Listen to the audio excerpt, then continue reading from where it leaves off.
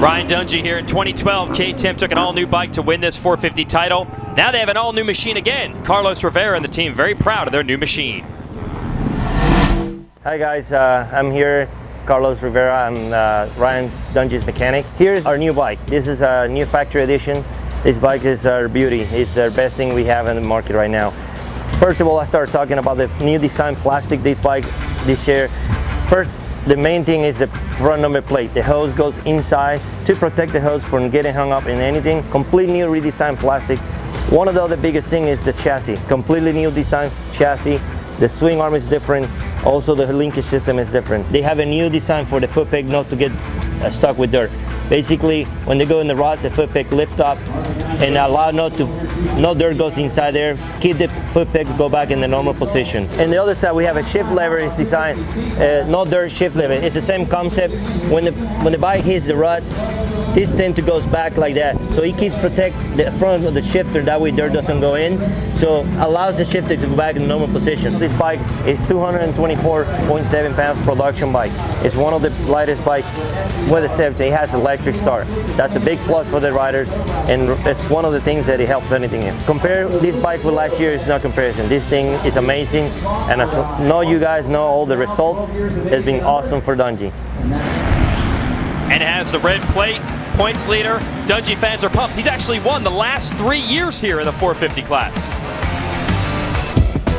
A lot of talk about Ken Roczen on the RCH team this year, but Brock Tickle is the OG rider on the RCH Suzuki team, and he's pretty proud of the changes that he's seen that team go through over the years. The whole Soaring Eagle Jimmy John's RCH racing team is awesome. I mean, obviously with Ricky having the experience he has had racing, and Kerry, I feel like the business side of things, the team's grown ever since I've been there, and I was there the first year that they became factory supported by Suzuki. So it's been fun to see the improvement each and every year, and really looking forward to finishing this year strong. Brock has reaped the benefits of getting help from team owner and recent Motorsports Hall of Fame inductee, Ricky Carmichael. He gives me advice when he needs to, and him and I work well together because he knows when to give me advice, and I feel like sometimes you can get overloaded with too much, and I think it's better that way. And it's been, like I said, it's been awesome having Ricky part of the team, and I actually stayed there in 13 during the Nationals for quite a bit, and that was an awesome experience. For 2015, RCH added a proven winner to be Brock's teammate, defending champ Ken Roczen. Obviously, he's the defending champ, and I can kind of see where I'm at, and it's good. I have like that extra motivation to be better each and every weekend. It's tough being the second best guy on the team, even though I get treated fairly. You want to be the top guy on the team. I want to be on the podium. That's my goal, and in 2012 in the Lucas Oil Outdoor Series, I finished 5th overall in the series, and I was strong at the end, got 5 or 6 podiums overall, so I'm looking to be better than that, and I feel like I can do that. I feel like I'm in the best shape I've ever been in, and I have the people behind me and obviously the team behind me to do it. Here's Kawasaki track map. Brock Tickle and the rest of the boys about to do some racing on this. I like this one. It's like the POV camera. Make that sharp 180-degree left-hander go past the Fran Mechanics area. Hopefully get that motorsport.com whole shot award. Get through these rollers. They're going to get more technical as this track ruts out throughout the day. Then a little step down into this little gully over the Lucas Oil finish line jump. Then a little left. And then from this point on, a lot of elevation. This off cam at the bottom of the hill. Back up the hill, step up, back hard on the brakes, sharp left. Another one of these long off cameras. It's like a double right-hander off camber, sharp left. Try and triple down the hill if you can. Then a hard braking zone. There's actually a big roll into that turn. Then back on the gas. Guys battling to get over even some of these jumps. Over the Red Bull jump, then the Bud Light jump, and then of course the triple step up. We saw some of the riders in the 250 class doing it, some not. Then this turn here, the toughest turn on the track, I think. Really off camber, hard on the brakes, then back up the hill. A lot of elevation change, a lot of left, right, up, down, up, down. Now we're going to actually get a chance to have a look at what it feels like. Here's our GoPro track preview. It's with Ken Roxon, also on the Soaring Eagle Jimmy John's RCH Suzuki. So this is what it looks like on the motorcycle earlier today. You see at the bottom of these hills, you see all the freestanding water. So if we do get rain, which is predicted in the second moto, it obviously runs down those hills. It could get very interesting to see Kenny not able to triple up there. But these ruts, just with each and every lap, getting deeper and deeper and harder. And you see off the main line, it's a lot of freestanding water. So that does make it a little harder to get around, guys, if you really change up the lines. And then here, Henry Hill. Doug Henry made this famous for all the wrong reasons. So Ken Roxon, fast in practice, trying to win a moto today. We'll be right back with it.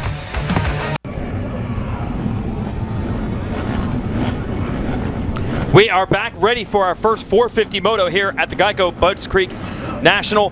Credit to Kyle Cunningham and Jesse Wentland. They passed the most riders last week. They get the Deltran Battery Tender RC Hard Charger Award dating back to High Point. Fly Racing 30-second card is up. Time for the KTM keys to the moto here in a potential mud race. Not so bad right now. You got to get a good start regardless. The weather's still bad. The weather is also the great equalizer. And will we have another first-time winner? We saw Alex Mark do it in the 250. Who's next? Well, Dungey looks like he's the next to get a hole shot. No, sneaking down to the inside is Porcel. Yeah. Porcel had a look, but Dungey kept it tight around that first turn, didn't run wide, and he will get your motorsport.com hole shot award. So Ryan Dungey knows what he's got to do in these kind of weather conditions.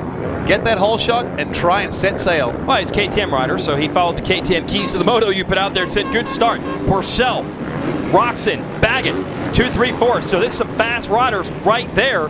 Dungey trying to get away, but like I said, the conditions aren't at their worst, at least not yet, but they are still calling for weather in the area. A lot could change over the next 30 minutes while they're racing. Yeah, you can even see on a couple of the cameras just still some light drizzle and light rain happening out there, but nothing to really make this place unrideable. But we do know that there is some severe weather coming, and it's just a matter of when. Would it be the second moto, or would we even see something during the first moto for these guys? Certainly a possibility. Oh, Roxon almost tucked the front and went down. Running third right now. Yeah, then the base it's of those Baggett hills. and Pike. And then Pike's teammate Barsha right there. So this is basically all the riders who are toward the front of the points, except maybe Jason Anderson, who are up front early in this moto. So this could be interesting. We're waiting for... See Roxon staying pretty close, but at the moment, Porcel could be the closest challenger to Dungey. He's trying to roll away. So still early days for these guys, and you got to imagine for them, the track's changed a lot since practice. And another thing to remember, they only had one practice, which was also qualifying for your gate pick. And we saw, I expect Justin Barsha to be someone that I would consider as the dark horse to take maybe his first 450 win. Look at that, backing up the inside of Porcel. That line did not work. It's Roxon there who takes the spot away for second. Yeah. So I don't know if that was a mistake by Porcel or just a bad line choice. And then Roxon, I don't know if that was a mistake or just a fantastic scrub at the top of Henry Hill. But either way, makes it work. Woohoo! That's Roxon's style. Get that bike sideways, scrub everything. He wanted to make sure Porcel did not have any opportunity to come back on him. So K-Rock looking good right now, comes past the mechanics area, and the good news is the only thing standing between him and the win is the guy he wants to beat, Ryan Dungey, who got that hole shot. Dungey a couple seconds up the road, but still plenty time. This could be a fun race, Jason. Well, we talked all the last race at High Point about these two, momentum and confidence and how badly they want to beat each other. Yes, Dungey has a 37-point lead, but if anyone thinks that Dungey is doing math on the handlebars right now and saying, well, I don't need to win these motos now, I've got a lead. No way. Yeah, keep kidding yourself. Yeah, he wants to hold Roxon off. Roxon wants to catch him. And I also think Roxon wanted to pass Porcel immediately. They battled for a long time in the first moto last week. And I don't think Roxon was pumped about some of the lines that Porcel was taking. He actually said on the podium he was cutting the track. So I think he tried to make short work of him this time, so he didn't have to deal with that. There's Barsha. We were talking about it, Jason. He had a little prep and a step in practice.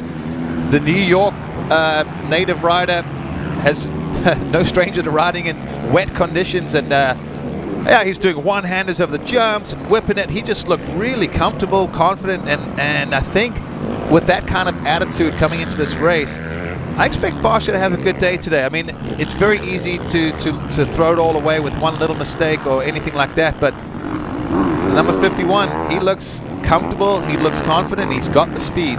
He was second quickest in practice behind Porcel, Barsha, and was actually the fastest for most of the session until Porcel did his normal quick lap at the end. And you said he's comfortable in these conditions. We talked to him about that this morning, if he was looking forward to racing in the mud. I would say the key for me anyway is just holding on the gas, and you can't slow down in this stuff. You just got to carry a lot of speed, least mistakes for sure, keep it on 2 wheels and just charge through that stuff. That's what he's doing. I mean, he wheelied. And they rolled down on the track at practice this morning on the starting line. He wheelied down the starting line for fun. He was so excited about going out here in the mud. Right now, leaning on Baggett. Baggett on that Yoshimura Suzuki is in 4th. Barsha. Oh, look at this. Trying to get him. Barsha's in 5th right now. Little mistake from Baggett exiting that corner. And look at Bam Bam. Whoa! He just laid it in there. Not afraid to throw that bike into these muddy conditions. He's on the outside. Has he got it? Good run. Bam Bam, like you said, you just got to be on the gas, keep those wheels turning. The other thing he's also on is the rev limiter most of the time. That's right. So you know those Yamahas are bulletproof. As Bam Bam likes, when he comes by, you don't even have to look who it is. You just hear the rev limiter going, and that's Bam Bam style. But like I said, moving forward, he's, feeling it today. So yeah, that puts Barsha into 4th on the Auto Trader Toyota Yamaha. The JGR Racing folks. Porcel on the Rockstar Husqvarna is in front of him in 3rd, and they are catching him. And then it's Tickle, who we talked about in between the motos here. Always seems to ride well at this track, and he comes from North Carolina originally, and he did say he'd come up here every once in a while as a kid and race in Southern Maryland, and he's had some good ones here in the past. So we got 3 of these Suzuki riders in the top 6 right now with the RCH Jimmy John's Soaring Eagle teammates. Roxon and Tickle 2nd and 6th, then Baggett between them in 5th. Then behind them you have Pike, Will Hahn, Noren, and Anderson. So not a good start for Anderson this time, who is 3rd of the points. Boy, that was like ice coming out of that corner right there. And that's the thing, you see those little shiny lines developing. Well, all that is, they've gone to that clay base. So when you get on the gas, it's like riding on ice. So there's places to be aggressive, and there's places where you have to have good throttle control. You gotta imagine these bikes do not have traction control. In your car at home, when it's raining, you can gas it and the traction control, sorts out the power for you. For these guys, your traction control is your right hand, or in a car, it would be your right foot. So they got to be careful. You see Weston Pike, another solid ride from the man who's now found himself on the JGR team with a solid rider. He was one of those other kind of fill-in, a factory fill-in, as we used to call them. Yeah. Will Hahn, nice ride. Yeah. Willie's been getting stronger and stronger as the season goes on. And after that horrific crash in Supercross, which I watched, and I couldn't even watch it too many times, broke his back, had multiple injuries. It's just nice to see him healthy. And now in the top 10, so actually showing people why Monster Energy Kawasaki gave him a ride. And Will, looking good. Let's see. This could be a nice little confidence booster for someone like this who may just need it right now. And an interesting situation. I was over at that truck earlier in the day talking to Will's mechanic, Dana Wiggins, and they said they don't make a ton of changes for the mud races. They always run some foam around the frame to keep dirt out even on a non-muddy day. They were running the regular tires, not a mud tire, because they corner better. The mud tire is really good in a straight line. They weren't changing too much. Throw some hand guards on there and go for it. And he's had a good run going so far. So a battle, Team Pike and Hahn. Up front, Dungey trying to get away. It's 3.5 seconds on Roxon.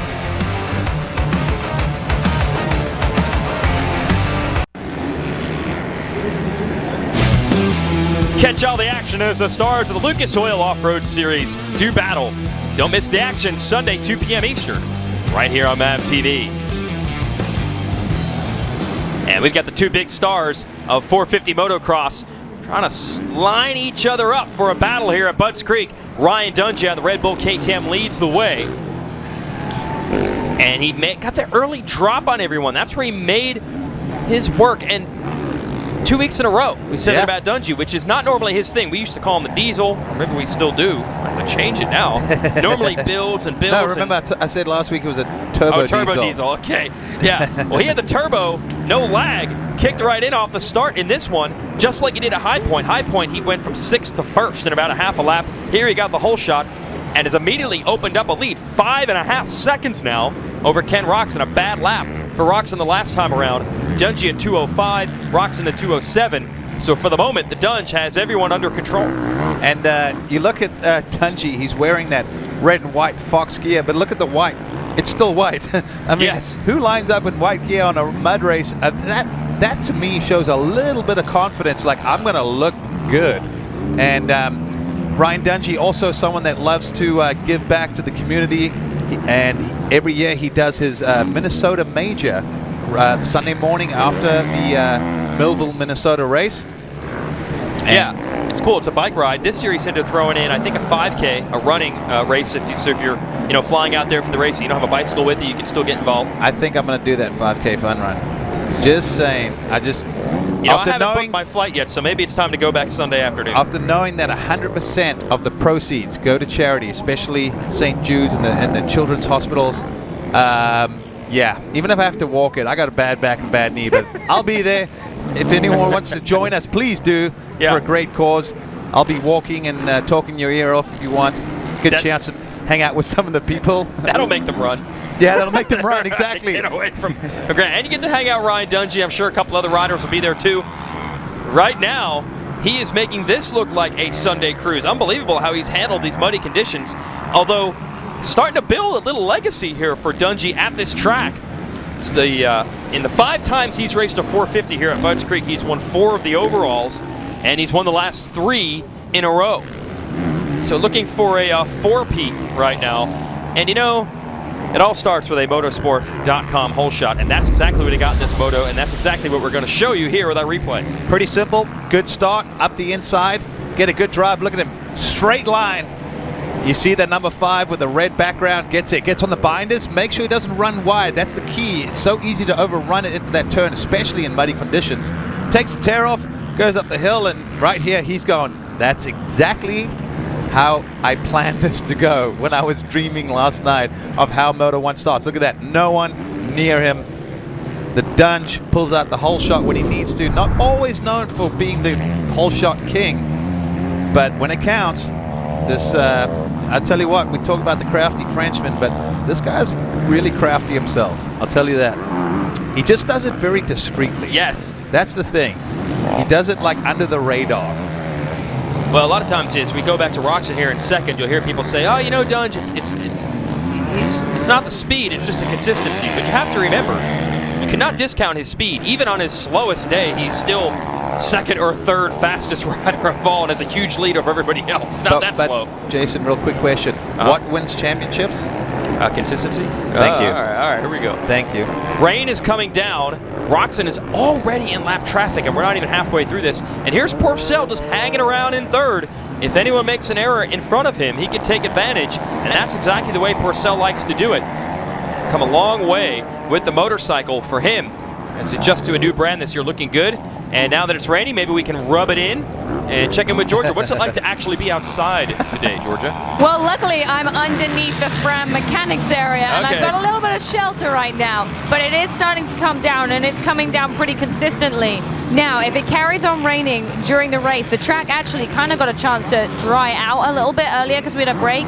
If it starts raining again, it's going to get slick, it's going to get slippery, and as you can see, the roost is absolutely unbelievable. Ryan Dungey's front number plate, his front of his jersey, clean as a whistle. You go back to anyone else, and again, like I said before, there's already been about 10 people that have come through and changed their goggles just in the first few minutes of the race. Good point, Georgia. You can see right now it's getting slick. Porcel getting cross-rutted up the uphill, lost a lot of drive, but Barsha was not quite close enough to make that pass happen. But you can see right now it's affecting these guys because the main line that was starting to dry up, like Georgia was saying, the track was starting to tack up and actually have some pretty good traction. It's now starting to get to the slick side, and look at this. Baggett says, hang on a second, I'm not done either. And now he's having a look at Barsha, so this battle for the podium position, far from done. Yeah, I thought Barsha was going to get Porcel. Now Porcel has gotten back away, and Barsha is going to have to deal with some heat from Baggett.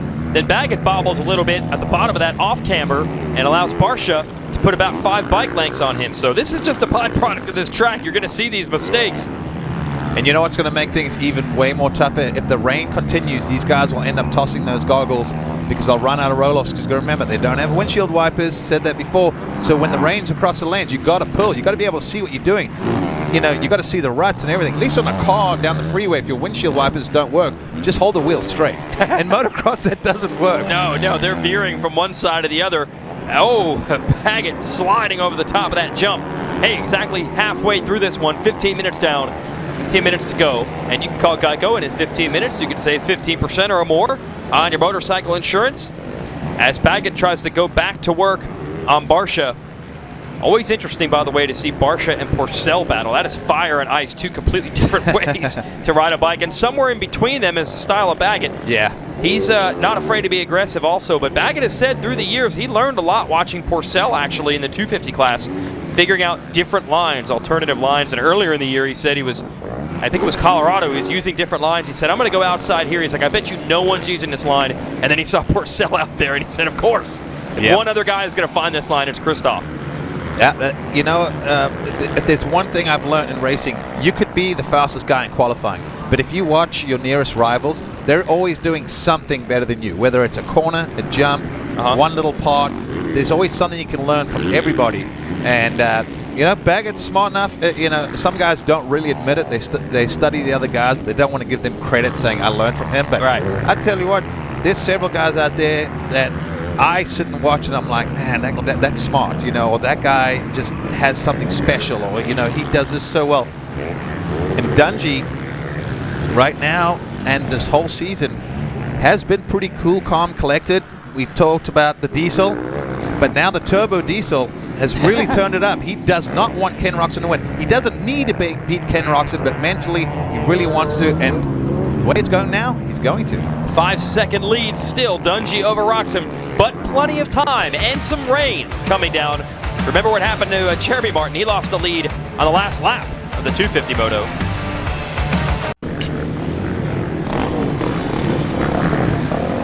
Ryan Dungey trying to negotiate the hills of Budds Creek, Maryland, and lap traffic and bad weather as well.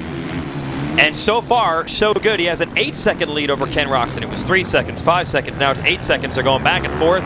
And you can catch all the results from this one at ProMotocross.com. We also have live coverage of these first motos every week. So if you can't get to MAV TV, you can always watch us on your laptop, your phone, your tablet at ProMotocross.com. And then the NBC Sports Live Extra app will have live coverage of the second motos every week. We are on tape delay. Racing won't be on NBCSN tonight until 9, but if you have the Live Extra app, you should be able to tune that one in as it happens. Here is Porcel running in third. Solid performance again. Like a totally different rider at our last race at High Point, and following up with another good one. Lap traffic making mistakes all around him, and Porcel able to negotiate that. Barcia not too far behind. And Porcel told me this was interesting. After High Point, he said this is by far the best team he's ever been on and the best support. He said this is a full factory Husqvarna team. Everything I ask for, they understand. And he said, I'm not going to say I have all the answers. It's a new bike for me. I don't know exactly what I need. I just tell them what I'm looking for, and they've been very open. And remember, he rode for Mitch Payton's Monster Pro Circuit Kawasaki team. I was about to say. That's no slouch of a team.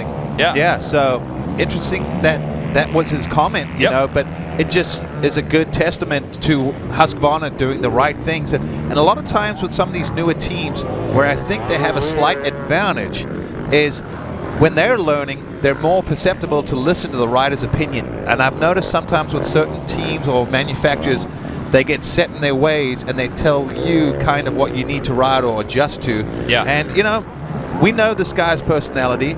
He may not gel with everyone, but once he gels, you know. So I've always said a fast rider is a happy rider. So whether he's right or wrong, give him what he needs. And I think that's what Husky's been doing. It's showing the results. They're on the podium pretty much every weekend now with a variety of their riders, whether it's 250 or 450. Yeah, they've really got a great summer going here right now. Porcel running in third. Hey, Dave Despain is back, and new interviews, because it's an all-new season starting July 12th at 8 p.m. Eastern and Pacific, right here on MAV TV. It's the Dave Despain Show. Both of us have huge respect for him. This guy used to work the trenches at the motocross tracks and just about every other type of racetrack out there, and I'm sure he'd be impressed with what Christoph Porcel brings, a different type of riding style to the table, and he's got that Rockstar Husky in third. third in the first moto at our last race, so certainly on a roll here. But he is not free from a challenge.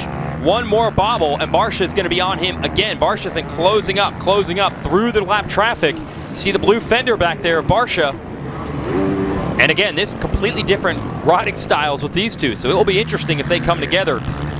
It's funny you say that because Porcel looks like he's on a Sunday cruise. Yeah. Like he's, going up the PCH in California, just checking out the coastline. And then you see someone like Barsha, he's working that bike everywhere. A lot of these bikes puking out a lot of coolant, so I'm wondering if anyone's going to have overheating issues by the end of the race, especially if the radiators get clogged up with mud. You don't get the air to cool down the motor. So we'll see. Hey, Georgia, what do you got for us? We're talking about the radiators. Now, all the bikes do get covered. The radiator fronts, they get covered in this mesh material so that mud doesn't get in there. But it's kind of funny because the Blake Baggett's bike has actually got literally pantyhose, and I know that's what they used a while ago, but they're still going with the old school style of pantyhose. And the other thing is, after the parade lap, they were wiping down, just after one lap, they were wiping them down to make sure no heat was getting on them, and actually washing them off. Dungey's bike was steaming on the start line as they were cleaning it. But yeah, if you look closely at those front radiator covers, you'll see they're covered by a mesh material so that they don't overheat. And that's a good point, what Georgia said. Nowadays some guys have gotten more sophisticated with mud setups and that, but that's what we used to do, take pantyhose. And the reason you use pantyhose is you can stretch them out over the front of the radiator across the plastic piece, so it's in front of the radiator, not touching it. Obviously the pantyhose would melt. But what it does is it creates like a screen without stopping the air. So when mud and dirt clogs come flying, they hit the pantyhose and basically ricochet and bounce back off instead of packing in. Because once these radiators pack up, trust me, it's game over. Just have to wonder which team member has to go to the store to buy those. I always wonder. Justin Brayton putting on a strong run here. The number 10 has gotten into the top 10. It's a track where he's had some success on before, and he is battling with Weston Pike now. Pike back to 9th, and Pike said he's actually been struggling in the first motos as of late. Just for some reason, he just feels low on energy, and then late in the moto, he finally starts feeling right again, and it actually is better in the second moto. So it is weird. Yeah, not sure. I think a lot of these guys at this level, it's never a fitness thing. It's always some other issue. A lot of times maybe they're even tired coming into the race. Yeah, exactly. Or just dehydrated. That's a big issue with training in the heat all the time. So lap rider makes a mistake in front of Brayton, who's on the BTOsports.com. Did him a favor. KTM, yeah, that made it easy on him. Saved a tear off. That's right. Pike now has 2 lap riders to split. This is for 9th and 10th. And incidentally, Brayton rode for that team, JGR Toyota Yamaha last year. Now Pike on the bike. But Brayton's pretty happy with the KTM. And behind him, another JGR rider, Phil Nicoletti, who is 11th. Brayton still sneaking his way through the traffic. Dungey's lead is 15 seconds now over Roxon, by the way. Yeah, he's riding real well. Even look at the lap times, 2:11, more than 2 seconds quicker than anyone that last lap. So Dungey running a great pace out front. Good shot there as you see Brayton kind of rolling on and off the gas to get out of that very slippery corner we were talking about earlier, trying to control the throttle and keep his sights on Pike. Ahead of Pike is Will Hahn. Anderson is 7th, Tickle 6th, Baggett 5th. Barsha and Porcel still battling for 3rd. Roxon by himself in 2nd. Ryan Dungey in the lead as Brayton and Pike continue to battle inside the top 10.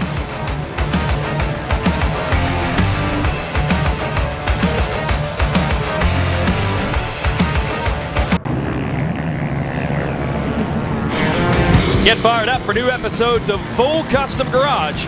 It's going to be a wild ride, and Ian isn't stopping until it's full custom. Full Custom Garage, Friday, 7 Eastern and Pacific.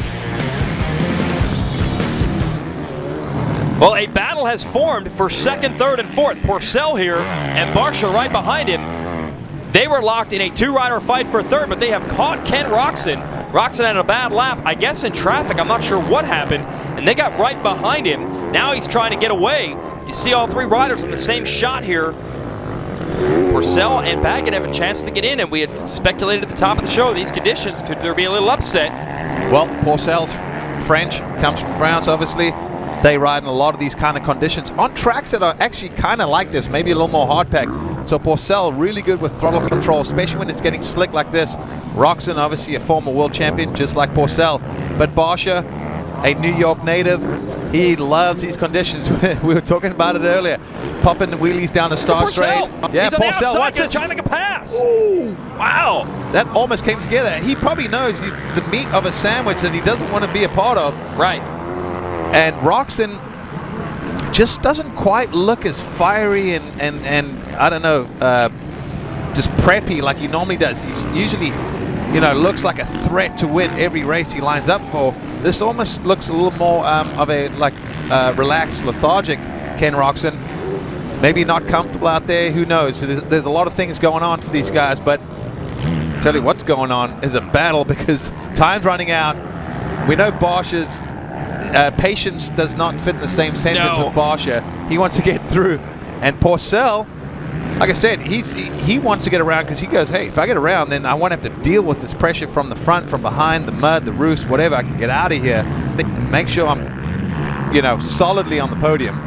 Yes, it is not fun to have Barsha right behind you. He will stick the wheels in, and you probably hear the bike revving and you see it sideways over all the jumps.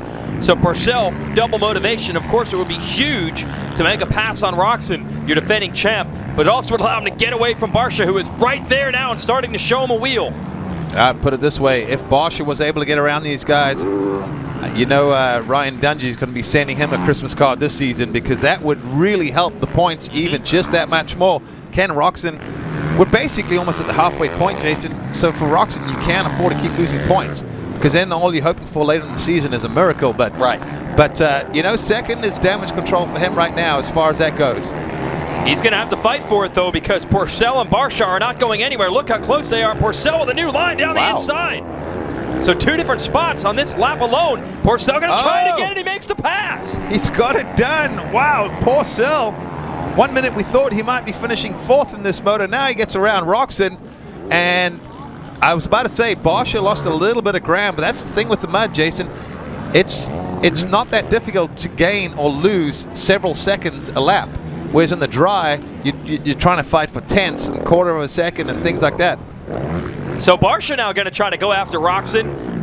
And Baggett has also caught Barsha. Baggett, that's the yellow Yoshimura Suzuki. So what has happened down the stretch of this moto?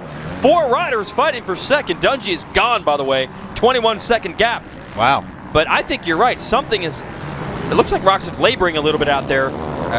There's no way we're going to know until after the moto what the situation is, but normally the way he was riding, winning our last race at High Point, you wouldn't think these guys would be able to catch him. Porcel was just the start of it. Here comes Barsha. And Barsha's going to want to get through because he knows, hey, if I get around him, I have a shot at going back after Porcel. He caught Porcel. Now Porcel making a little run for it. So I'm not sure what's going on with Ken Roczen, but he definitely does not look like the Ken Roczen we expect. And being a former world champion and from Germany, let's be honest, it rains a lot in Europe. So most of the European riders really good in these kind of conditions. But something just not. Oh, Carl Chisholm, one of our top privateer rider. Yep. The Chiz number 11 sitting on the side. Looks mechanical. Obviously, he doesn't look injured, but bummer for him. That's what happens in these situations. Anything can happen, and as I also say, more often than not, it does. And Barsha continues the attack on Roczen. Look, no line in the inside, and Barsha just went for it anyway. They go past Chisholm, who's now pushing the motorcycle. Back downhill we go, and then we're going to go back up. Chisholm looks like he's sitting at the bus stop waiting for the next ride. Poor guy. Yeah. No buddy pegs on these bikes. Barsha's going to try it again, and he gets them. That was impressive. I can't tell you how tough that was. He was power sliding on an off-camber uphill like he just did there. Bam, bam, Barsha. Nice pass. Does he have enough time to go and get Porcel now? Because, that's a Lapper. Yeah. Lapper tries to get out of the way, but Porcel, once he got around Roczen, he just put the hammer down, tried to get away, knowing that there was this gaggle and this battle that was about to unfold. And Roczen might get bumped off the podium by Baggett, who's back here in fourth on the Yoshimura Suzuki. So two Suzukis going at it, wow. And Baggett. Oh my goodness. Wow, did Baggett commit to that corner. That was impressive speed around the outside. So, all right, I think officially we have to have the radar out to what might have happened with Roczen because he was solid in second, and the last lap he has lost 3 positions. Certainly not characteristic of a champ. Yeah. You know what it reminds me of was the beginning of the season when his back was really sore. Right. he actually looks like he's really stiff. He doesn't look relaxed on the bike. I'm wondering if he didn't land, you know, in a really hard G-out spot or in a hole or something that just jarred it. Because sometimes, yeah, you see, he doesn't look like a happy camper right now. So I'm sure we'll be able to get some more information. But right now, this is damage control. I mean, mathematically, he's probably the best shot at beating Ryan Dungey for this title. So he can't give up. He's got to go for every last point possibly available. So he's coming under pressure now from, is that his teammate behind Well, him? that would No, be the next lapper. rider, Yeah. but it's a lap rider. I think he had a pretty good gap over Tickle. It was about 14 seconds, but he's not circulating Roczen as quickly as he was earlier, so there's a chance Tickle might be able to catch him as more rain comes down here at Budds Creek. Well, they did say at about 3 o'clock the heavens should open, and well, it's 2:45, so it's probably pretty much right on schedule. So these second motos could be very interesting. We could be looking at Kyle Cunningham goggles off. Oh yeah, well, once it gets to this point, it's survival mode. Cunningham in 15th right now, the privateer, now riding Suzuki. He's in front of Roczen, about to go a lap down. So it's like you said, in these mud races, they spread out more, so they lap all the way up. So Roczen in 4th has lapped up to 15th place. That's pretty incredible, actually. Yeah. But speaking of incredible, sand, sun, rain, shine, whatever. The Dunge, number 5, got that red plate, cool, calm, and collected. He has ridden a fabulous moto. Got a little bit of mud on the front there from lappers, but this has just been a clinical performance. And, you know, if you asked Ryan Dungey, do you think you're a mud specialist? He probably wouldn't say yes. Like, you know, I don't mind. I, you know, deal with the conditions. But this has been a really impressive performance. He's toned it down. You can tell by his lap times because Porcel found another gear. Look at him. 2:11 last lap, 0.9. Barsha, 2:11.2. Dungey was at 2:15, so they closed quite a bit on that lap. But Dungey's got this under control. He's going to cruise around, take 25 valuable points, and just, you know, notch himself one step closer to this title, even though it's early. But I think for Roczen, we hopefully can find out what was going on, because that was definitely not a Ken Roczen type performance, right? No, absolutely. Just don't expect to see him losing ground like that. But now he's in danger of going 50 points down on Dungey, and that's the magic number. That's the maximum amount of points you can score in one weekend. So then it puts Dungey potentially in the position to have a terrible day or miss an entire race, even if he did get hurt. And still be okay. Yeah. So that's no man's land there. You don't want to give, especially of anyone, this guy that kind of a lead, because he's so darn consistent. But we have to remind you, not only so darn consistent, but so darn fast. And you see the KTM people at the top of that Henry Hill cheering him on. They are so proud of the effort they put together. You go all the way back to 2012. In 2011, when we knew Dungey was going to go to the KTM team, a lot of people were thinking he was crazy. I mean, KTM had virtually no success on a 450 in the United States. He took a chance on them, and it paid off. They won the championship that year here in Motocross. This year they came in and got what they really wanted, but had always been eluding them. Yep, the Supercross championship, and they want to finish it off with a Motocross one, and this is a huge step in the right direction. Ryan Dungey has won 3 in a row at Budds Creek, takes the first moto win here in 2015. Just look at him. Not too much enthusiasm, like he was planning to do that, but great ride for Porcel. He really wicked it up at the end there, broke away from the pack, got in a second.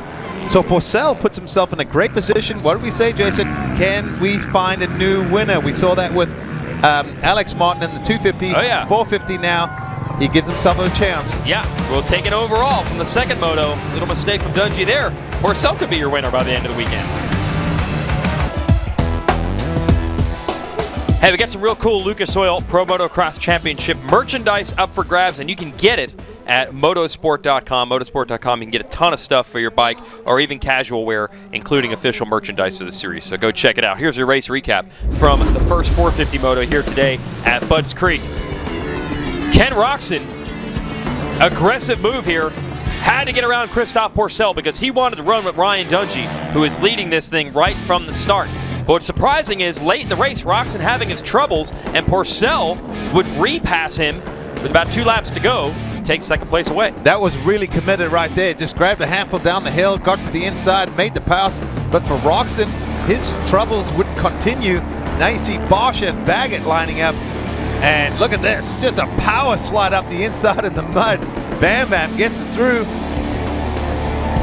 And Baggett also behind Roczen would make the pass, pushing the champ from 2nd to 5th. And through it all, Ryan Dungey led every single inch of it. Motosport.com hole shot all the way through to the checkered flag. Your 450 points leader rolling to the podium, and that's where he can beat Georgia Lindsay. Yes, Ryan Dungey, our Moto 1 winner. Now let's start off. Hole shot. It's the key to the race most of the time, but you started with a good hole shot. Do you think that really helped you? Yeah, absolutely. You know, the way the track was unfolding, we did the parade lap, I was like, I'm excited. You know, the track's really bedding in nice, and hopefully it just sprinkles throughout the day because it's really good. As 250 guys are going to have fun, but Dunlop Tires got me off to a good start. Got to thank them first and foremost, and now Team Red Bull KTM, and as well as Oakley goggles. You know, they those roll-offs keeping me, you know, making sure I have eyesight the whole time. I got roosted, and even when I came on lappers, I mean, I got roosted a lot, so that saved me there. But yeah, being able to lead good, open, solid laps and just put down no mistake-free laps. So anyway, it was fun. I wanted to run on to next weekend. You actually have a charity ride after the race at Millville. Tell the guys at home if they want to enter and how they can get involved. Well, it's the Sunday after Millville on July 19th, and it's a bike ride and a run. You know, so you can choose either way, but 100% of the proceeds go to St. Jude Children's Research Hospital, and got to get all these moto guys out as well, all you watching on TV out there, and going to do a nice little piece next weekend on it during the 4th, and it's a great cause. You know, that St. Jude, if we're going to cure cancer, that's where it's going to be. So let's all rally together and make it work. Definitely going to try and make it. Thank you. Congratulations. Here are your results from this moto. We mentioned that Purcell and Barsha pushed, and Baggett pushed Roczen to 5th. Tickle, his teammate, holds on for 6th. Anderson, not a good start, ends up 7th. Will Hahn in the top 10 again, and Brayton wins that battle with Pike to finish 9th. And right behind them, you had Phil Nicoletti in 11th. Tommy Hahn missed a couple races with injuries, back today. Finishes 12th on the GPI Honda, good job. And Kevin Rookstool, who normally races Endurocross, shows up today, gets 13th. Let's send it back to Georgia. Yes, Christoph Purcell, 2nd in that moto. You just need to be edging your way up and up each race. You have words with Justin Barsha, I noticed just there. Everything okay in the camp?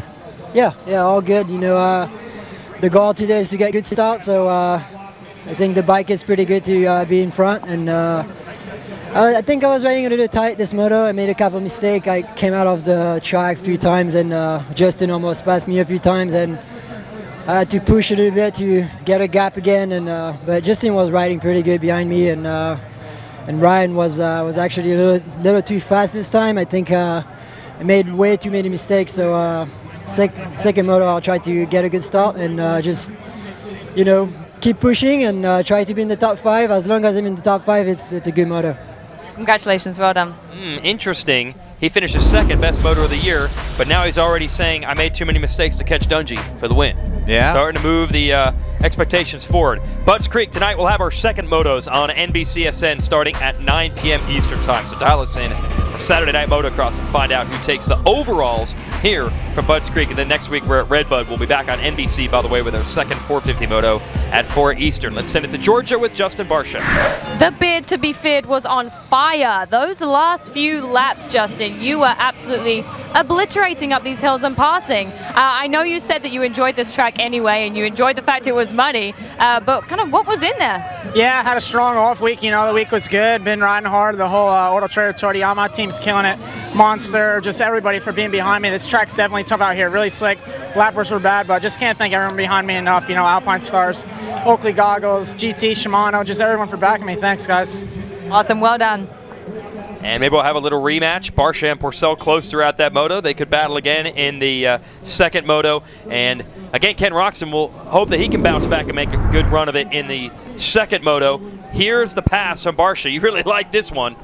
Oh, I love this. Squares it up, grabs a handful. Well, not quite a handful, just really controlled that power slide up the inside on an off camber, the bottom of the hill. Really, really great pass from Barsha there.